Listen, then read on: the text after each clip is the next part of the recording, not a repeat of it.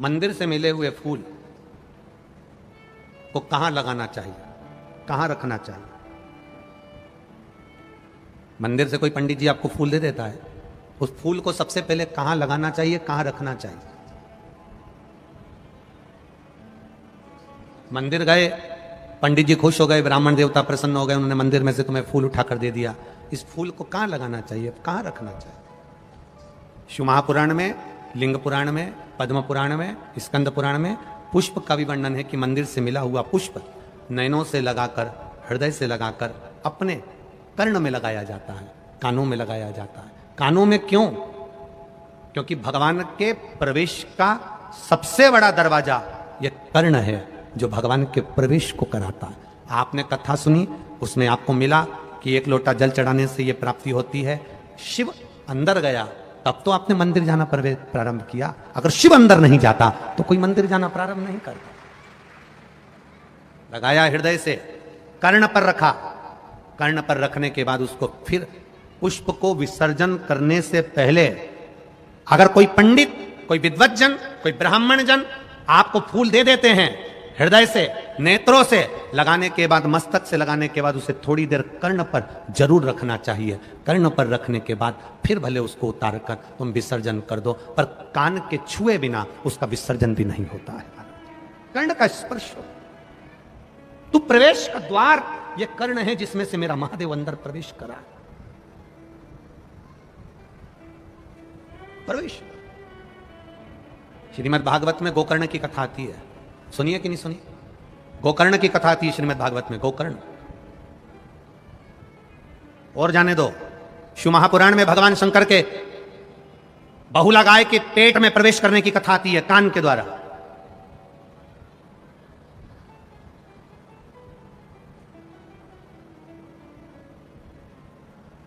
स्त्रियों को सबसे ज्यादा सुंदर आभूषण पहनने की अगर सुंदरता लगती है तो वो कान में ही लगती है। कभी तुमने सुना 16 संस्कार में एक संस्कार है कर्ण छेदन संस्कार? कौन सा? कर्ण छेदन। कान को छेदा जाता है। क्यों छेदा जाता है? किस लिए? क्या जरूरत पड़ गई इस कानों को छेदने की? क्या जरूरत पड़ गई इन कानों में पिन लगाने की? क्या जरूरत पड़ गई इन कानों को छेद करने की? एक लड़की की शादी करने से पहले उसके कानों को छेद दिया जाता है। बाल्यावस्था में कन्या को, बेटी को कानों में छेद दिया जाता है। कानों में छेद।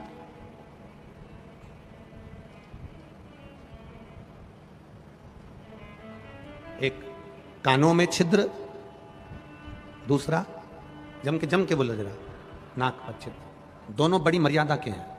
कर्ण छिद्र, बेटी को विवाह करने से पहले जब बेटी कुंवारी रहती है, कन्या रहती है, छोटी रहती है, उसके कानों को छेद दिया जाता है।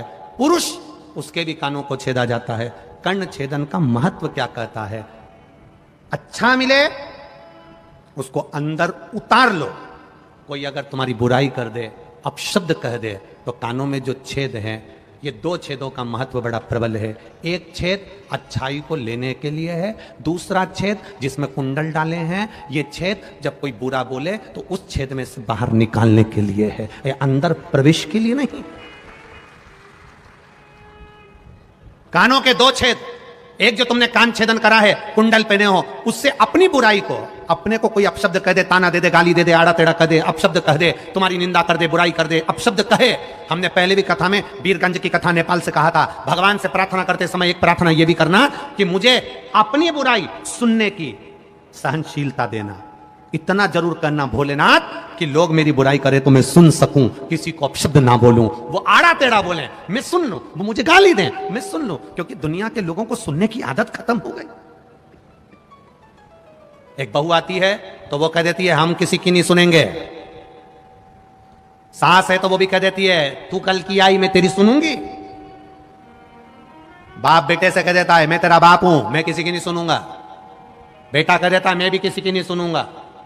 पड़ोसी कह देते हैं लड़ाई में हम किसी की नहीं सुनेंगे। रिश्तेदार कह देते हैं हमसे मुंह मत मिलाना, हम किसी की नहीं सुनेंगे। तो सुनेगा कौन? सीओर वाला महाराज। तुम नहीं सुनोगे, सुनेगा कौन? सास के मैं नहीं सुनो, बहू के मैं नहीं सुनो, बच्चे के मैं नहीं सुनो, बाप के मैं नहीं सुनो, परिवार वाले के मैं नहीं सुनो, तो सुनेगा कौन? और यहां शिव महापुराण की कथा कर रही है, सुनने की आदत डालो। अब क्या करोगे? अब करोगे क्या तुम? ये विचार करो, होगा क्या?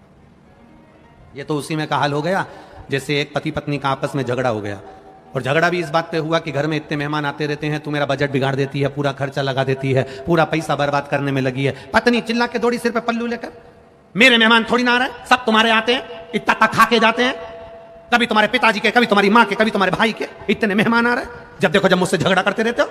पति बोला मेरा बजट बिगड़ रहा है, 20-25 हजार रुपए तो इन मेहमानों के चक्कर में खत्म हो जाते हैं। अब दोनों लड़ रहे थे, इतनी देर में एक मेहमान सूटकेस लेकर फिर आ गया। जो मेहमान दरवाजे पर आया, पति ने पत्नी से कहा सामने से मेहमान आ रहा है, अपन दोनों झगड़ा जम के करेंगे, मैं तुझे मारूंगा, तू रोना। मेहमान भग जाएगा। अब इसने पत्नी को मारना चालू करा और पत्नी ने रोना चालू करा। मेहमान ने देखा ये अभी से तो झगड़ रहे हैं और मैं अंदर जाऊंगा तो क्या मतलब। मेहमान वापिस चला गया। मेहमान दरवाजे से वापिस गया। बाहर जाकर मेहमान ने सोचा हो सकता है थोड़ी देर बाद झगड़ा बंद हो जाए। फिल्म का एक एपिसोड तो देखा है, दूसरा भी देख ही लो। तो वो पीछे के दरवाजे से अंदर आ गया। पति पत्नी से बोला मैंने तुझे मारा ही नहीं। पत्नी बोली मैं भी रोई नहीं। मेहमान पीछे से बोला मैं गया ही नहीं। अब घूम फिर के मैं नहीं आ गया, मैं भी नहीं गया। ले भगवान से कहो कि हम अपनी कोई बुराई करे, निंदा करे, अपशब्द कहे, ताने दे, हम सुन ले। सुन नहीं पा रहे ना, इसीलिए अदालत में ज्यादा केस जा रहा है। ये अदालत में इतने केस किस लिए हैं? ये अदालत में इतने जज क्यों बैठ रहे हैं? अदालत में इतने वकील क्यों बैठ रहे हैं? क्योंकि हम सुन नहीं पा रहे। सास बहू की नहीं सुन रही, बेटा बाप की नहीं सुन रहा, भाई भाई की नहीं सुन रहा, पड़ोसी पड़ोसी की नहीं सुन रहा, रिश्तेदार रिश्तेदार की नहीं सुन रहा है, मोहल्ले वाले की नहीं सुन रहा है, कोई सुन नहीं रहा। इसलिए अदालतें बढ़ती चली जा रही है और अदालतों में जज और वकील बढ़ते चले जा रहे हैं। जिस दिन आपने सुनने की आदत डाल ली, उसने कुछ कहा, आग लगे बस्ती में, क्या किसको रोइए, बस सुनने की आदत डाल ली, फिर कोई दिक्कत नहीं है। अब बोले तो बोलने दो। अपन बड़ी मस्ती में मंदिर जा रहे हैं शिव जी के, कोई कुछ बोल रहा है, शंकर जी की आराधना कर रहे हो, मंदिर जा रहे हो, लोग तुमसे कहेंगे क्यों सीहोर वाले महाराज के चक्कर में पड़ी हो, क्यों मंदिर जा रही हो, जल चढ़ाने से क्या होता है, झाड़ू लगाने से क्या होता है, पोछा लगाने से क्या होता है, 5 जगह पर जल चढ़ाने से क्या होता है। लोग कहेंगे एक ही जगह पे जल चढ़ा दो। लोग कहेंगे कहां पर लिखा है, कौन सी पुराण में लिखा है, महाराज तो बेवकूफ बना रहा होगा, ये कर रहा होगा, वो कर रहा होगा। दुनिया के लोग तुम्हारे विश्वास को तोड़ने का काम करेंगे, पर अगर आपने शिव महापुराण पर भरोसा करा है, विश्वास करा है, तो 5 जगह पर जल चढ़ाकर देखना, महादेव सामने खड़ा है।